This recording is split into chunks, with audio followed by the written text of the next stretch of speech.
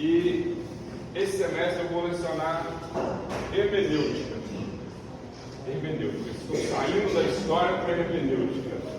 Deixei as seitas e heresias, religiões comparadas para o pastor Grace, dar seguimento à história, e eu parto agora para a hermenêutica. Nós estaremos estudando essa matéria durante todo esse semestre. Vocês aí não têm o livro na mão, então prestem bem atenção no que eu estarei falando. Algumas coisas eu vou anotando aqui, mas elas estão no livro. Isso aqui é um segmento da minha linha de raciocínio para seguir a aula. Se vocês quiserem ir escrevendo, fiquem à vontade, tá bom? Quem não quiser escrever também, escrever sempre é bom, né? Quem escreve, grava na mente, né? Então, eu vou escrevendo aqui, rascunhando. Se você não entendeu, Celso, eu não consigo entender essa palavra, eu vou lá e te explico enquanto nós vamos seguindo a nossa aula.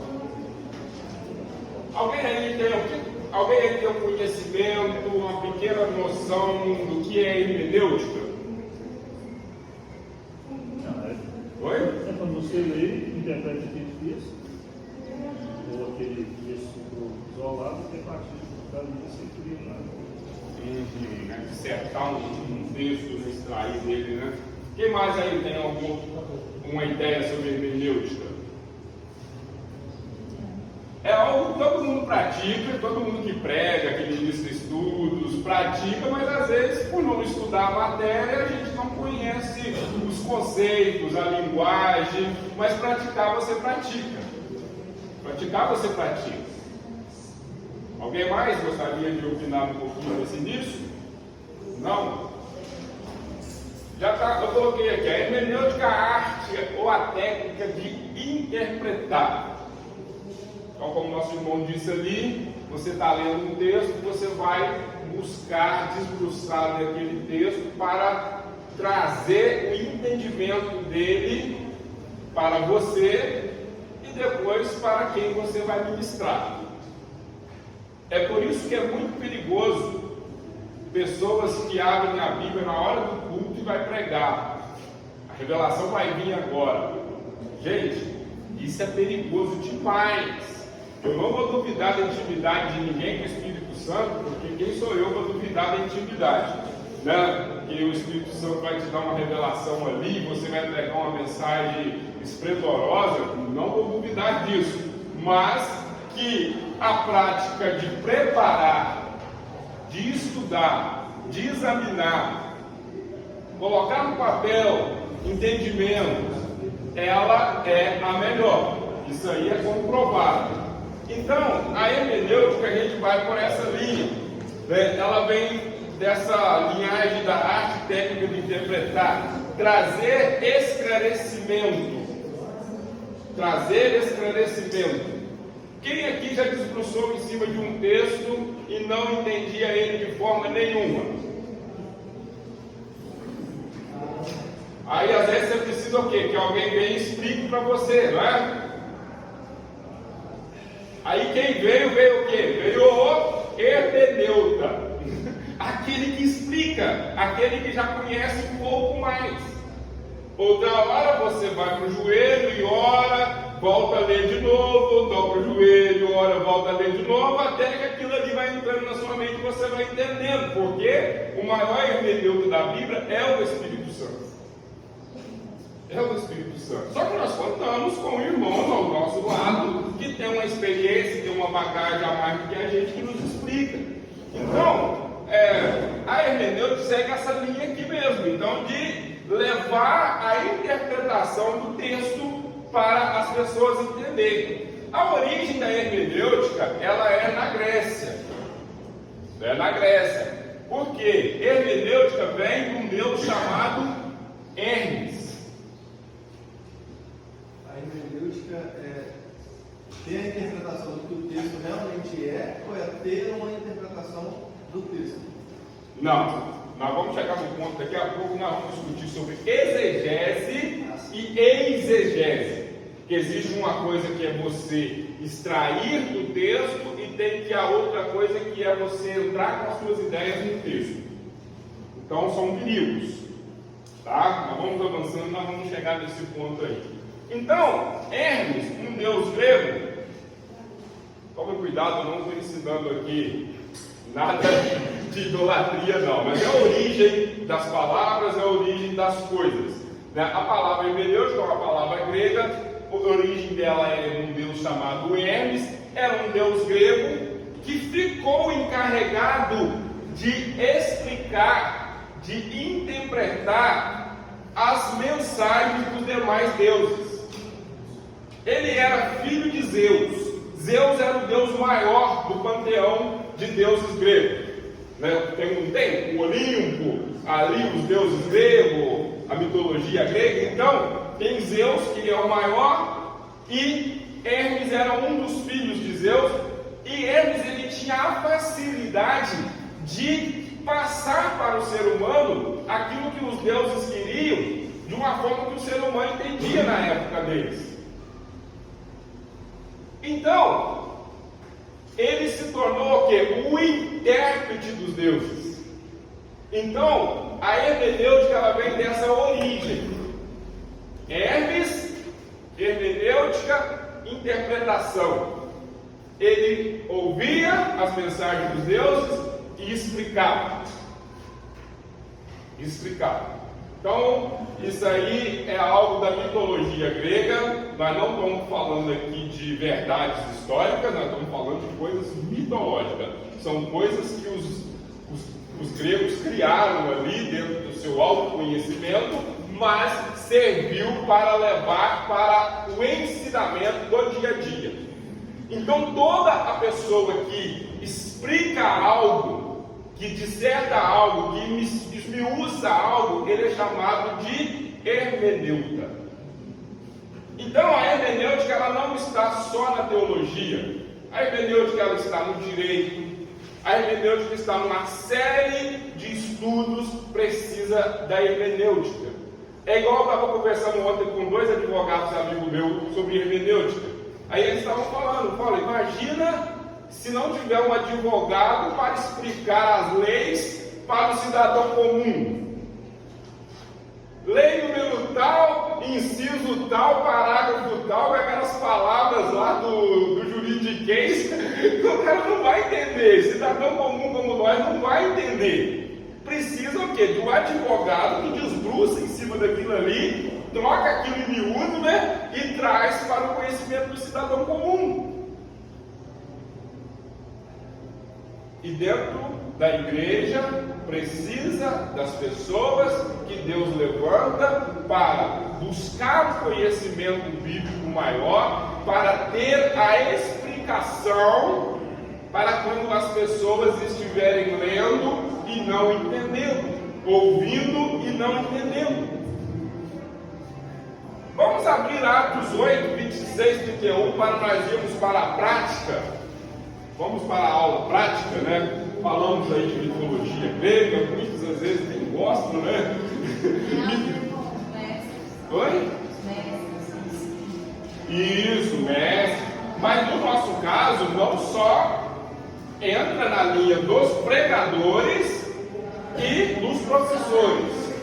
Qualquer ministro da palavra é bom que ele tenha noções, principalmente noções gerais de hermenêutica.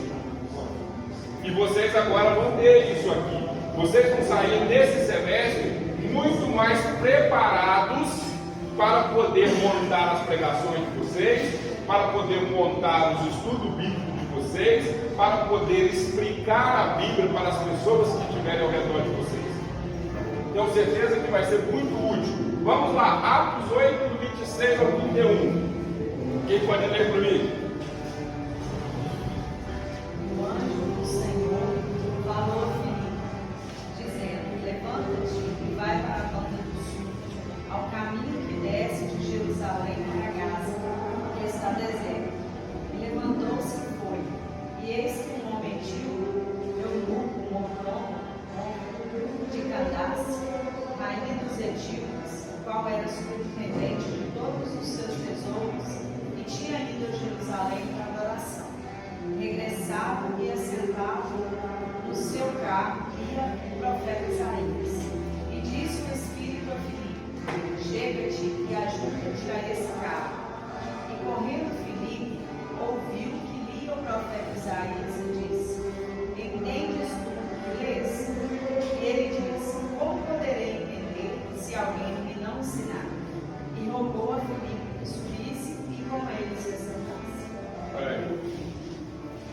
nós estamos vendo o ponto de partida para a gente seguir a nossa aula entendendo aqui, ó. Entende o que vem lendo? O eunuco estava lendo a Bíblia, a Torá, né, a Bíblia do judaísmo, ele estava lendo. Só que o Espírito Santo tocou em Filipe e falou: corre lá, porque tem um cidadão lendo e não está entendendo nada do que está lendo. Ele estava lendo o livro de Isaías, imagina, ele estava na sua carruagem com um monte de rolo, e lá ia viajando, né, carruagem andando devagarzinho ali, aqueles cavalos puxando devagarzinho, ele lendo, e ele chegou na parte das profecias messiânicas, e ele não entendia nada do que estava lendo. Algumas coisas do livro de Isaías ele estava entendendo bem, porque estava escrito de uma forma fácil de entender, mas quando chega nas profecias, Isaías começa a falar de coisas futuras, falando sobre o Messias, ele não entende nada. Aí o que acontece? O Senhor fala: Filipe, cola naquela carruagem. Filipe desceu correndo, alcançou a carruagem, e é muito interessante que ali, né, Filipe correndo, né? Tá entendendo o que você está lendo aí, rapaz? Tá entendendo nada não, cara. Aí ele falou: você não tá entendendo nada não. Mas que parte você parou aí? Está falando aqui do servo sofredor aqui. E esse servo é o Isaías, é um futuro homem que vai vir. O que acontece aí? Aí acontece, Filipe tinha o conhecimento. Filipe já entendia. Filipe foi e explicou. Só que Filipe explicou o quê? Começando lá no início da história. Ele puxou lá do jardim do Éden, do pecado, para falar o quê? Da salvação, para falar da volta triunfal de Jesus. Aquele eunuco entendeu o que aconteceu ali? Aceitou Jesus, foi batizado e depois seguiu para a Etiópia. E a história diz que ele abriu uma igreja e a Etiópia se tornou uma grande potência naqueles tempos, no primeiro século, primeiro e segundo século. Hoje não, hoje a Etiópia está mais muçulmana do que tudo. Mas ela já foi uma grande potência. Tudo porque tinha alguém correndo atrás da carruagem para explicar a Bíblia. Vocês estão aqui no seminário para aprender mais da Bíblia, para poder explicar melhor a Bíblia. Vocês não estão aqui para encher a cabeça de conhecimento. A gente não pega esses livros para ler e estudar só para encher a cabeça de conhecimento. Senão vai colocar a cabeça vai explodir de tanta coisa. Mas é porque Deus nos chamou para nos usar para ensinar as outras pessoas. Eu estou vendo lá no grupo várias pessoas desistindo do seminário. E eu fico ali pensando: será que está desistindo porque ele não tem vocação? Porque não tem chamado? Ou será que é porque o diabo conseguiu colocar na cabeça que isso é bobeira e não deve seguir? Porque se não tem vocação, eu entendo muito bem. Eu entendo muito bem. Se você não tem vocação para pregar, para explicar a Bíblia, para estar ali orientando pessoas, ministrando para pessoas, vou te entender. Mas se você ouviu o chamado do Senhor e que você tem chamado para pregar e você começa a frequentar aqui e em vez de pedir ajuda você desanima e para, isso é armadilha de Satanás. Porque se Satanás te para aqui, ele corta um projeto de Deus. Um projeto de Deus. Satanás, ele vê você entrando por essa sala e fala assim: é mais um que está se preparando para explicar melhor, para levar a igreja a ter entendimento melhor. Eu vou armar um jeito dele desanimar. Aí o cara fala para mim assim: Celso, eu trabalho muito, eu tenho meu casamento, minha família, eu tenho filhos. Celso, eu tenho uma série de coisas. Sabe o que eu falo, irmão? Eu te compreendo, eu te entendo, eu aceito a sua desculpa. Só que ela não é justa para você parar. Ela não é justa para você parar. Porque parar você tem que resolver com Deus, foi Deus que te chamou. Se você entende que o homem te chamou, que o homem está te instruindo a ser o ministro da palavra de Deus, eu pego na sua mão e falo, vai em paz, Deus te abençoe na sua caminhada. Mas se você ouviu a voz de Deus dizendo que você vai ser um ministro da palavra, você pode dar 1 milhão de desculpas. Eu vou te abraçar, que eu tenho o mesmo problema que você. Eu tenho os mesmos problemas que você. Nós vamos volver outro dia. Eu tinha 5 horas para preparar estudos. Quando eu pregava era 5 horas direto, intervalo para tomar um café e tal. Agora não, agora eu vou ali, ó, Melina dormiu, vamos estudar. A Melina entendeu, brincando ali, uma coisa interessante. Vamos ali, a Dayana está com mais tempo com ela, eu estou estudando. Tem que se policiar, tem que administrar o tempo. Porque nós estamos lidando com algo muito sério, nós estamos sendo preparados para explicar as coisas de Deus para as pessoas que não estão entendendo. Não sei se alguém veio aqui desanimado, mas o Espírito Santo está nos direcionando para isso. Você só pode parar se for uma causa justa. E para ser justo, não pode ter o seu chamado envolvido, porque se você parar o chamado, você está impedindo o progresso do reino de Deus. Isso é pesado demais para nós, porque eu já fiz seminário e eu vinha toda vez com vontade de parar. E toda vez eu tinha uma palavra de um professor, de um aluno, parceiro, que me estimulava a aguentar mais 30 dias. Eu estudei 3 anos do básico, vocês vão fazer só 2. E depois vem o ensino médio, mais 1. Depois vem o bacharel, mais 1. 5 anos. Mas sempre querendo parar, porque a carne dizia para parar. Mas o Espírito estava sempre estimulando para continuar.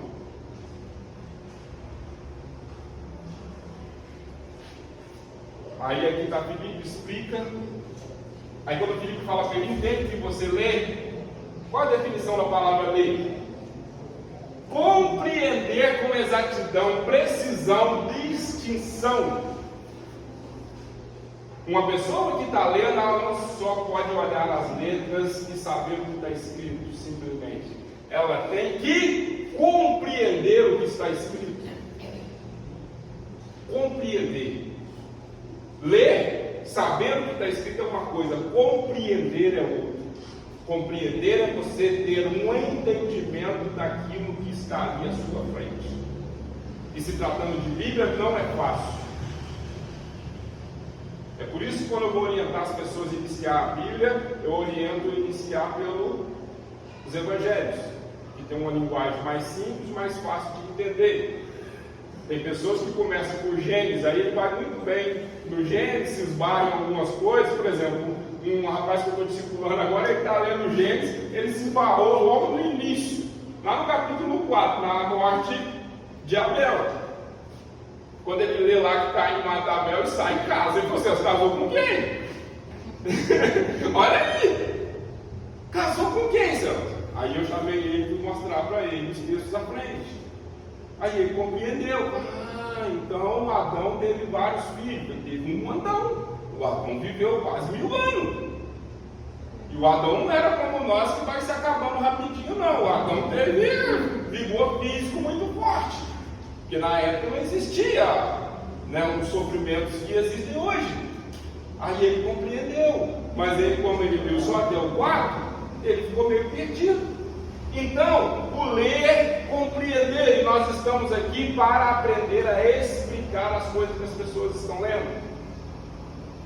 Lógico que nós mesmos nos esbarramos, só que nós encontramos pessoas mais experientes para explicar para nós. Explicar do grego vem no sentido de mostrar o caminho. Mostrar uma linha de entendimento, mostrar como seguir aquela leitura, como desenvolver a compreensão. E é por isso que não basta simplesmente conhecermos a Bíblia, nós temos que estar naquela parte, conhecer a palavra, mas também ser cheio do Espírito Santo. Errais por não conhecer as Escrituras e nem o poder de Deus. Aquele povo não conhecia nem as Escrituras e nem o poder de Deus, mas nós temos que conhecer os dois. Você que nunca leu a Bíblia toda, não seja relapso nisso. Se você tem chamado de Deus para ser o ministro da palavra, desbruce na Bíblia e leia ela toda. É obrigação sua. É obrigação de qualquer crente que sabe ler. Qualquer crente que sabe ler, é obrigação dele ler a Bíblia toda. Não tem desculpa. Não tem desculpa. Lê a Bíblia toda. Ah, um ano. Não sei quanto tempo você vai gastar, mas lê ela toda. Lê ela toda. Sabe por quê? Você precisa ter um conhecimento geral da Bíblia. Porque o Espírito Santo vai te trazer o conhecimento das minúcias, daquilo que está no interior, daquilo que a gente fala, das revelações. Mas o conhecimento geral, a gente pega, botando ela na palma da mão e lendo. Se essa planta não quer ficar aqui, ela não vai, né? Eu nunca mais vou pegar ela, né? Então nós temos que estar prontos para mostrar o caminho para as pessoas que vêm até a nós. Se as pessoas vieram até a nós, é que elas se sentem menores do que nós no conhecimento. Às vezes você ainda não está ministrando escola dominical, às vezes você não está pregando, mas às vezes o irmão olha para você e fala assim: aquela irmã, ela conhece bem, eu vou procurar ela para me ajudar, porque ele não tem muita empatia de chegar perto do pastor, perto de um outro líder. Aí ele vai perto de você e pergunta. Aí imagina você, 20 anos de igreja, não saber explicar coisas para um crente principiante. Já pensou que eles vão sair? Puxa vida, eu vou estudar para ajudar esse irmão aqui, né? Porque eu estou um mês aqui, nós estamos no mesmo pedestal aqui de entendimento, cara. Não pode ser. Então nós temos que desenvolver aqui nessa parte de entender para explicar. Se Filipe fosse um homem preguiçoso, desanimado, ele não tinha o conhecimento. E nessa hora que ele está vazio e não teria explicação. Não teria explicação. Vamos seguindo então. Nós precisamos entender uma coisa, que o significado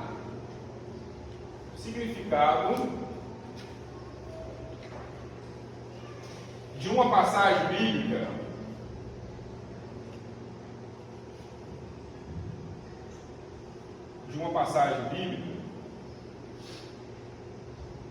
não pode ser alcançado por uma mera leitura.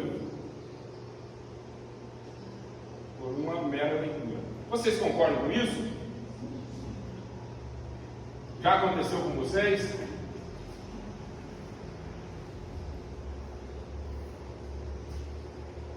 Não pode ser alcançado através de uma mera leitura. Não é simplesmente abriu a Bíblia e leu e entendeu. Por exemplo, alguns de nós aqui temos uma boa formação escolar. Outros têm uma formação menor.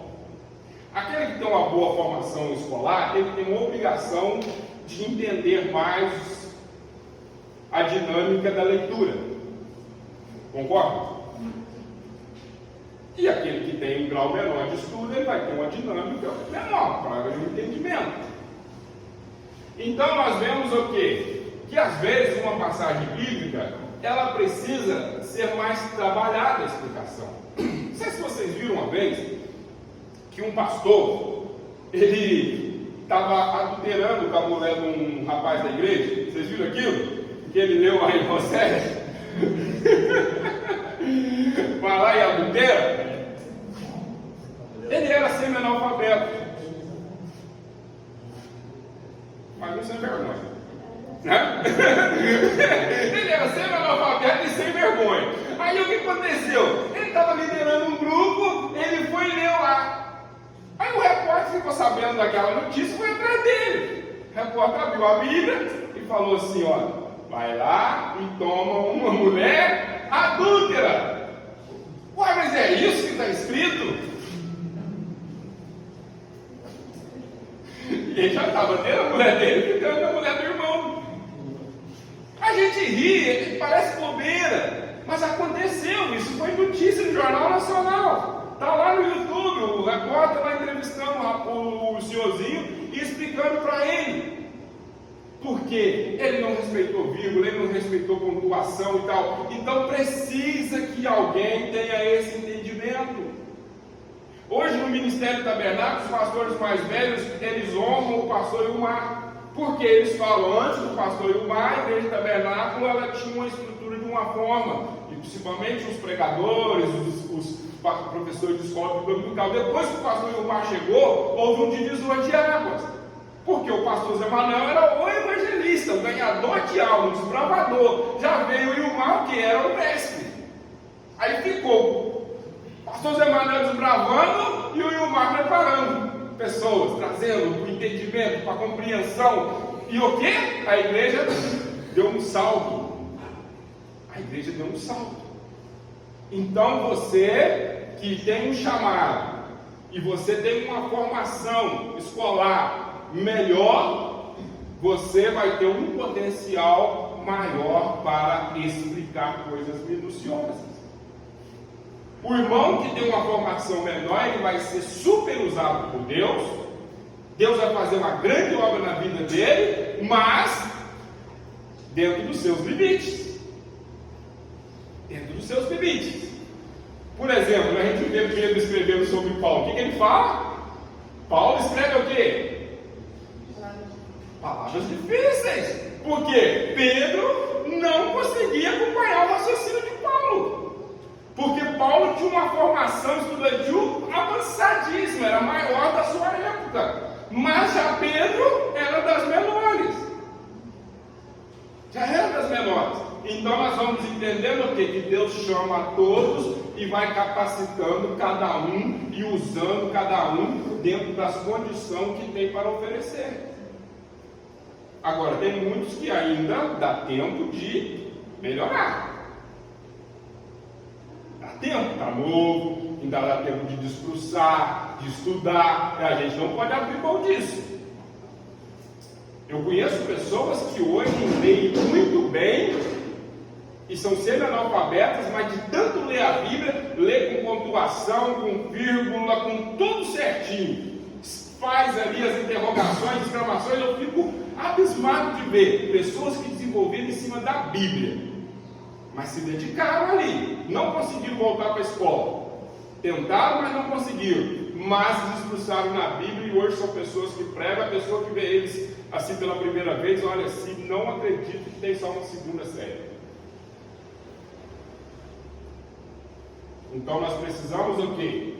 Ter dedicação naquilo que nós temos em nossas mãos, tá?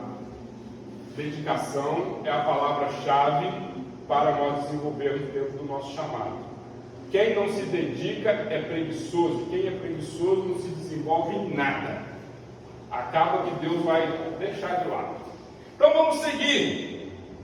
Nós precisamos passar também por uma compreensão correta de uma passagem bíblica. Olha só, Neemias 8:8. Quem pode ler para mim? A igreja precisa ter as pessoas que explicam corretamente as coisas, né? que levam o entendimento bom. Quem sabe na sua igreja não tem ainda e você está sendo preparado para ser esse diferencial lá. Glória a Deus. Tomara que tenhamos vários aqui que vai ser divisores de água dentro de suas congregações. Quem pode ler? Neemias 8:8. Leram no livro na lei de Deus, claramente, dando explicações, de maneira que entendessem o que se via.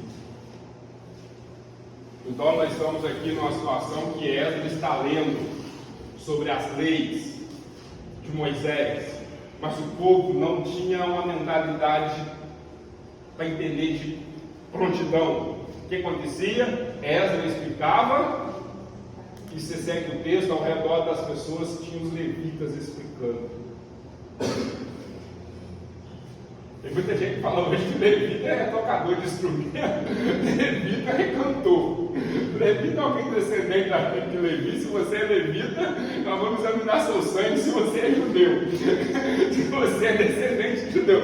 Mas nesse sentido aqui, os levitas, eles eram os auxiliares dos sacerdotes para auxiliar, eles estavam lá no meio do povo. Esdras estava em cima de um púlpito, lendo, explicando, só que aquilo que o povo não entendia, os levitas estavam lá embaixo. O que a gente pode entender disso aqui? O pastor prega, mas às vezes o irmão não compreendeu muito bem o que o pastor pregou. E você está perto desse irmão no dia a dia, esse irmão te explica aquela parte que você entendeu. Aí você tem um entendimento melhor, você vai explicar, olha, o pastor estava falando sobre isso e isso e isso. O texto que ele estava usando está dizendo nesse sentido aqui. Você pode estar nesse lugar de fala. Alguém aqui tem sido usado por Deus para ajudar pessoas que estão começando? Quem aqui tem sido instrumento de Deus para ajudar pessoas que estão começando? Opa, 2 ali levantou a mão, 3, 4. Então, olha, você está num lugar de honra no reino de Deus. Jejum e ore, porque Deus está te usando para ajudar as pessoas. Às vezes você está ajudando um só. Eu estou discipulando um rapaz na igreja. Discipulando um rapaz. Tenho as aulas lá com ele, tudo certinho, esperei converter mais, mas não vieram, né, Alberto? Ainda vai vir avalanche, né? Vai vir uma avalanche, eu vou ter uma turma lá com 100 daqui um dia. Em nome de Jesus, a promessa está feita lá e nós estamos lutando para que ela se cumpra. Mas eu estou discipulando um. Estou discipulando um. E estou ali levando ele para o entendimento das coisas básicas do reino de Deus. E você pode ser instrumento de Deus para também levar esse esclarecimento, como aqui os levitas estavam levando também. Tem alguma pergunta, alguma fala, alguma pincelada que vocês querem dar nessa parte que nós estamos falando? Fique à vontade. Eu faço a pergunta então. Já que vocês não estão, então tá. Como o senhor falou no princípio, de pessoas desanimadas, tem pessoas da igreja mesmo que às vezes isso desanima. Não é no meu caso, eu já vi esse assunto. Já falaram isso comigo também. De falar, não precisa de fazer seminário, tem unção de Deus, beleza, claro que tem unção. Mas acho que não é necessário ter conhecimento. Eu já vi obreiro que me passou a falar isso. E o obreiro fala isso. E aí, o que você faz? A pessoa não está preparada, acaba desanimando de ouvir isso.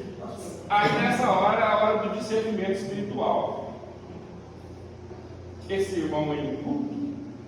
Esse irmão é fraco de entendimento? Ou esse irmão está sendo instrumento de Satanás para tentar me parar? Tem que ter discernimento, porque às vezes é falta de compreensão. Aquele irmão, ele vive dentro da simplicidade, ele nunca saiu dentro daquela bolha de simplicidade que ele foi criado. Deus abençoa ele, Deus usa ele dentro daquela simplicidade, e às vezes você tem que ter o discernimento se é um instrumento do diabo para te parar. Eu ouvi, lá em Edei, que é muito melhor. Eu sou leigo. Eu acho que pode até ser um instrumento também. Não, mas eu estou falando, tem discernimento, porque não é todo mundo que fala isso que está sendo usado pelo diabo, não. É por isso que o discernimento do Espírito é importante. Isso, às vezes é por ser leigo mesmo. A gente tem que tomar muita atitude de atenção, porque senão a gente repreende o irmão de qualquer maneira, né? E acaba ignorando. Isso aí é importante a gente ter o discernimento. Agora, uma pergunta que eu faço para vocês: vocês já viram as pessoas pregando e levando para dentro de uma pregação adulteração do texto? Alguém pode citar aí um exemplo só? Não vamos citar muitos, é só para a gente aqui pode citar um exemplo. Só dentro desse assunto, esse é um detalhe interessante, porque é igual você falou agora do advogado. É mesmo que acha que quer interpretação, né? Às vezes tem pessoas que não são ruins mesmo em interpretação, acabam ensinando não só a questão de ponto ali, da questão da leitura, mas no método de interpretar. E a Bíblia, eu acho que a Bíblia, acho não tenho certeza que a Bíblia não é de particular interpretação. Cada um tem o seu senhor. Se você tem ouvido, escutar alguém falar, não, a Bíblia cada um tem do jeito que ele tem. Advogado, eles fazem assim, né? Mas mesmo assim, na hora que chega lá no juiz, se não tiver base na estrutura da Constituição, não passa o entendimento. legislação lá. Na hora de ganhar uma causa, meu amigo, tem que bater com a Constituição, é igual a Bíblia. Se não bater com a Constituição, que é a Bíblia no seu geral, aí não vale. Mas a gente vê muitos juízes, assim, na hora de falar juízes, com interpretação diferente. Mas aí é por isso que a nossa lei dá primeira instância, segunda instância, terceira instância, né? Porque às vezes quando o juiz ele julga com entendimento fora da caixinha, aí vem um outro juiz superior para tentar dar um ajuste naquele julgamento. Mas essa questão aí, a gente vê na igreja, pessoas, pregadores mesmo, falando, cada banco você vê, talvez uma pessoa vai ver, porque a gente percebe que está tudo errado ali, o método de interpretação dele. Então vamos lá agora, quem vai citar um exemplo? O que você ouviu? Ô Celso, eu não sei se está errado ou se está certo, mais uma vez, eu vi uma pregação que você mencionou que aquele texto do homem do tanque, que o versículo que fala que o anjo estava às águas mesmo que não existe, que é um na tradução e tal. Então é isso aí, foi uma coisa que me trouxe dúvida, eu não procurei saber, agora eu sei de fato se existe ou não, mas foi uma coisa que na época foi meio que o pessoal ficou comentando, né? Nossa, mas se está aqui, como é que não existe e tal? Então isso foi uma. Mas ali era cultura, né? Ali era cultural. É tipo Iuna. Iuna tem a pedra da Água Santa, né? Quem aqui conhece lá Iuna, a pedra da Água Santa. Tem muitos testemunhos de milagre na pedra da Água Santa. Entendi. É igual Araxá. Só que é um lugar de idolatria. Quem conhece lá sabe que é um lugar de idolatria. Agora, se houve os milagres, esses milagres foram de Deus?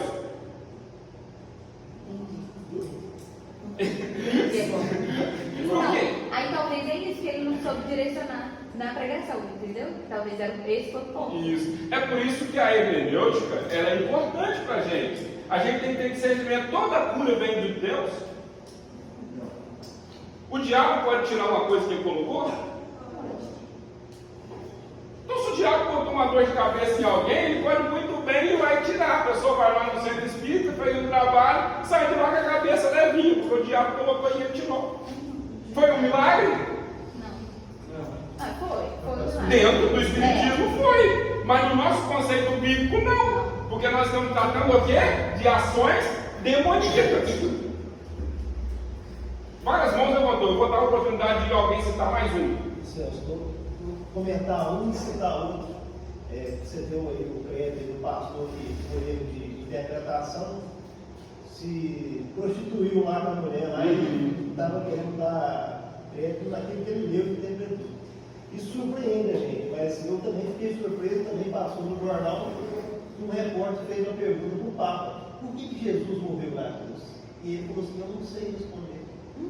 É um líder de uma religião que deveria ter a oportunidade de falar por que Jesus tinha morrido na cruz. Ele falou que era muito complexo, que até hoje eu não entendi. E a segunda, quando você perguntou a respeito de alguma pregação, eu já vi algumas, mas essa semana em particular eu vi uma de um pastor explicando que o filho pródigo ele teve essa revelação de voltar para a casa do pai porque os porcos falaram para ele, assim como a mula de Balaão os porcos teve essa autoridade e falou para ele, e ele teve a noção que voltou arrependido para a casa do pai. E aí? E aí?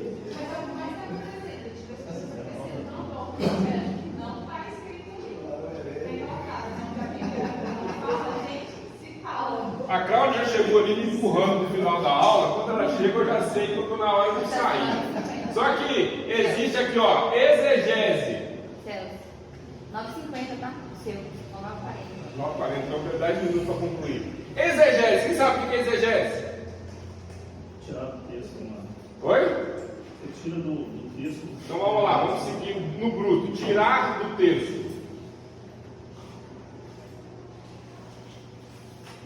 Não é hermenêutica, ela faz parte da estrutura que forma a hermenêutica.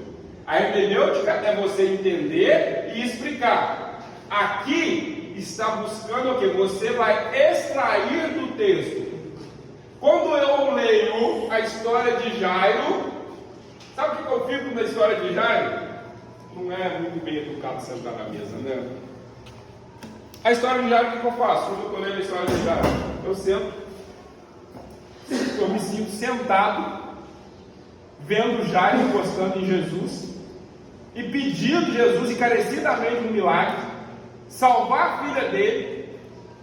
Aquele monte de gente despertando Jesus, a mulher do fluxo de sangue caçando um jeito de tocar em Jesus, e Jairo afadigado, Jesus explicando, Jesus pregando, a mensagem de Jesus levava 1 hora e meia, e Jairo vendo o tempo esvaindo, ele prometeu para a esposa dele que ia voltar para casa com a cura, e ele está lá.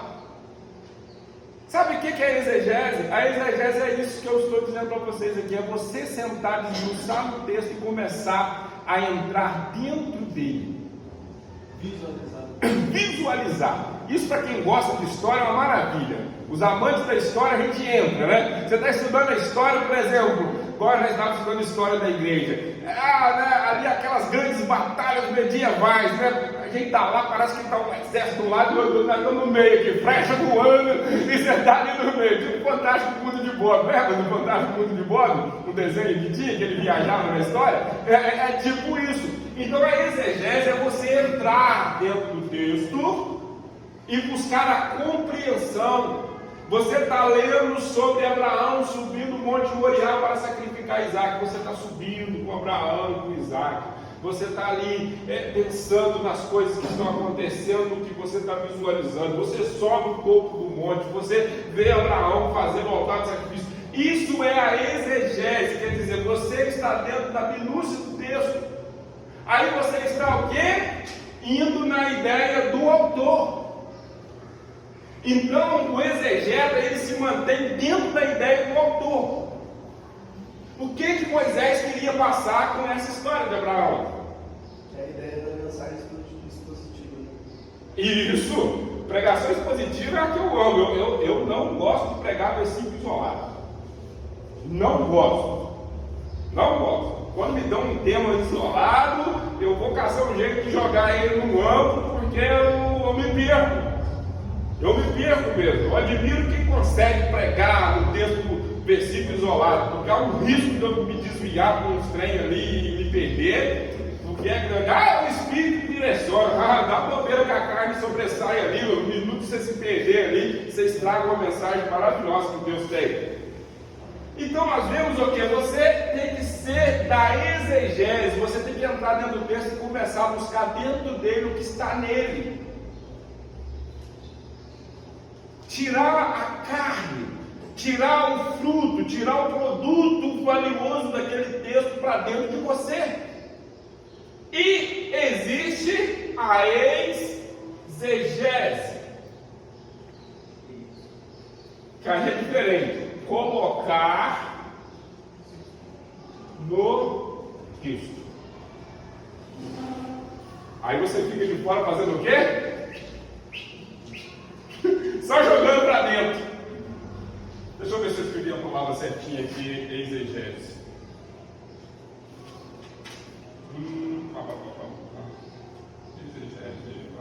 Aí você tem que julgar a coisa certa ou errada para dentro do texto. É julgar seus pensamentos, né? Tá.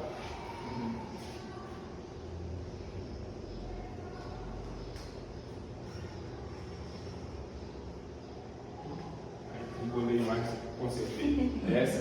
Exegese. Porque aí você vai lançando as suas ideias para dentro do texto. Vocês já ouviram alguém falar assim? Eu estou com a mensagem pronta, só me falta o texto bíblico para me basear. Nunca ouviram isso, não? Isso é inversão Nutella ainda. Gente, quantos pregadores dizem assim: eu tenho a mensagem prontinha, eu só não sei o texto bíblico para basear ela. Outro dia, um amigo meu me mandou um vídeo de um pastor que ele falou que tudo que ele vê no seu dia a dia vira uma pregação. Tudo que ele acompanha no seu dia a dia vira uma pregação. Olha o perigo. Aquela menininha famosa, ela pega um apagador e começa a pregar. Ela pega uma caneta e começa a pregar.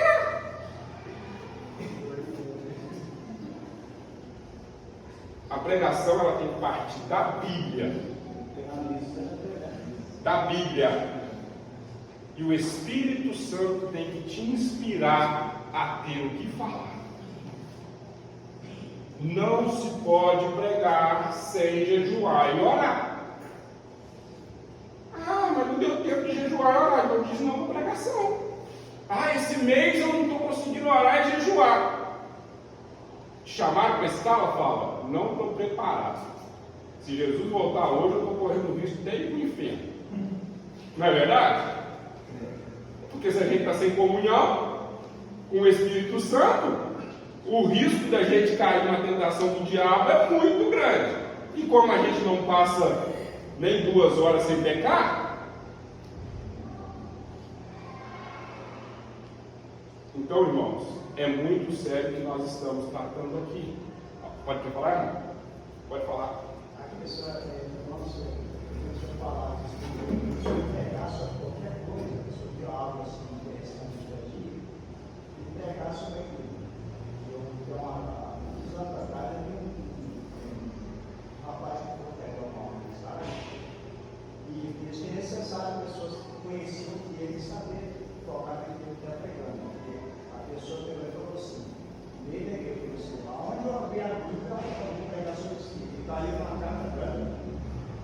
E aí, o que ele falou? Dá o branco, dá uma carta branca, ele tem que dar uma Bíblia isolada. E o que ele falou? Nada. Não tinha nada, não. Não saiu de heresia.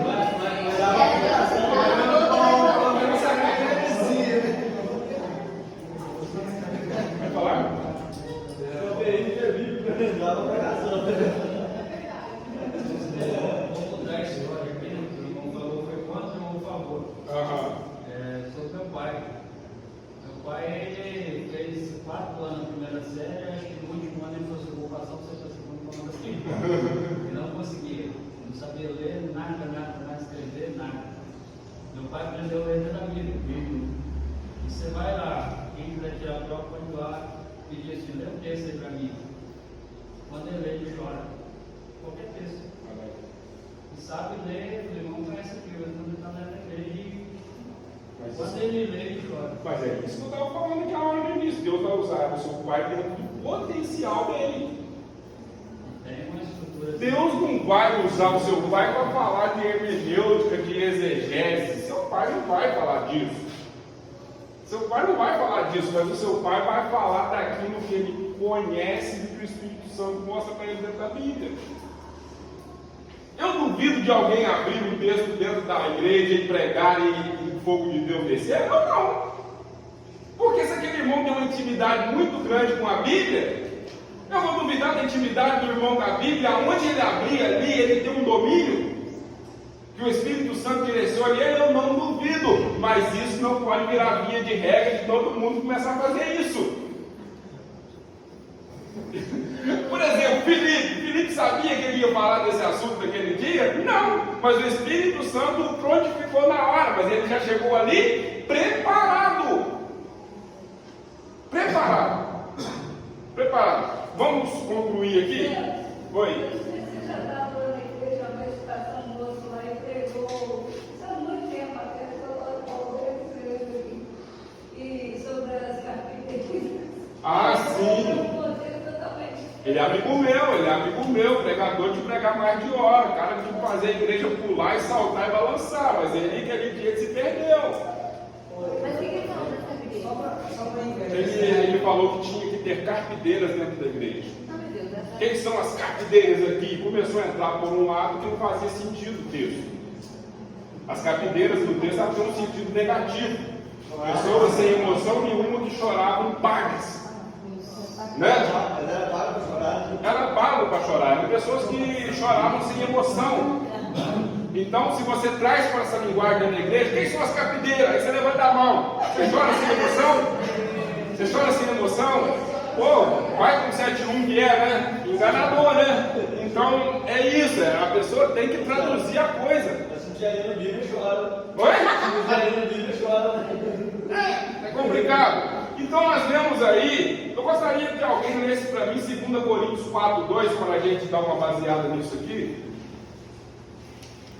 porque senão vai ficar na nossa conversa aqui a contextualização bíblica que é importante. 2 Coríntios 4:2.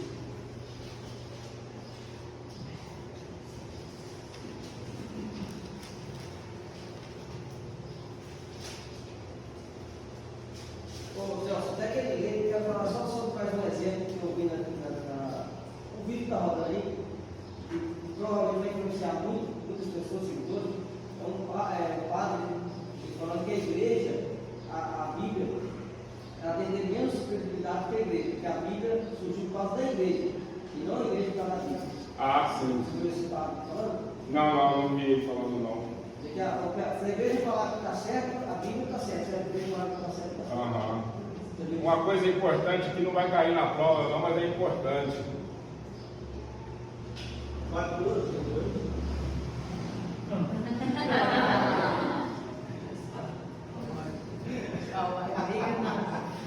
Palavra rema, do ano. Não tenha isso no seu celular. Não tenha isso no seu celular. Palavra rema da década. 2 aplicativos desgraçados. Ah, tem coisa boa lá? Tem, mas a sequência que vem é braba, né? Passa 10 para passar no bom. Então, desligue isso. TikTok, leia esse nome, galera. Nós vamos concluir aqui a Cláudia Camila. 4:2. Isso. Antes rejeitemos as coisas que com vergonha se ocultam, não andando com astúcia nem falsificando a palavra de Deus, mas recomendando-nos a consciência de todo homem, na presença de Deus, pela manifestação da verdade. Então, o apóstolo Paulo, lá no primeiro século da igreja, ele está demonstrando sobre a falsificação da palavra. As pessoas estavam adulterando a palavra para poder pregar. E nos nossos dias ela está muito mais. Outro dia eu vi um pregador pregando com uma garrafa de cerveja para ilustrar a pregação dele.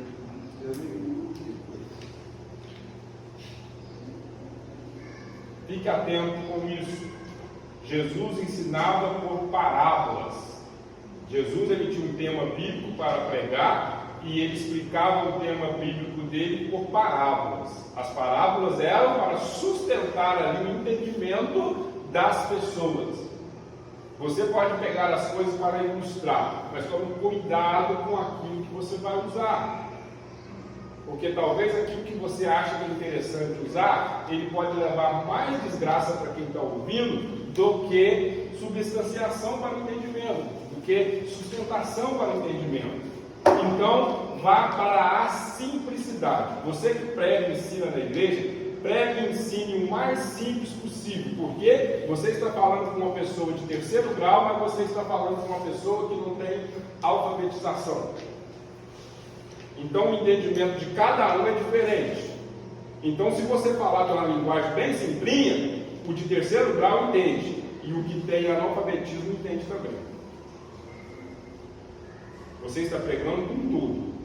Você não está pregando com a meia dúzia. Se a igreja tem 50 pessoas, você está pregando para 50. Então tenha cuidado naquilo que você fala. Depois nós vamos dar seguimento nas próximas aulas e vocês vão entender melhor. Obrigado. Deus abençoe.